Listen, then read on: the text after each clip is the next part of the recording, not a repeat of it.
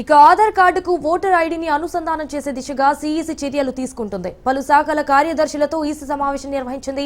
సాంకేతిక అంశాలపై త్వరలో యుఐడిఐతో సంప్రదింపులు జరపనుంది. ఆర్టికల్ 326 ప్రజాప్రాతినిధ్య చట్టం 1950 సుప్రీంకోర్టు తీర్పులకు అనుగుణంగానే అనుసంధానం చేస్తున్నామని తెలిపింది ఈసీ.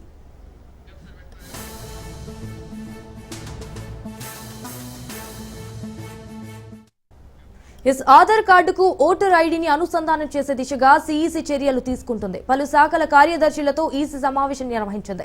సాంకేతిక అంశాలపై త్వరలో యుఐడిఐతో సంప్రదింపులు జరపనుంది. ఆర్టికల్ 326 ప్రజాప్రాతినిధ్య చట్టం 1950 సుప్రీంకోర్టు తీర్పులకు అనుగుణంగానే అనుసంధానం చేస్తున్నామని తెలిపింది ఈసీ.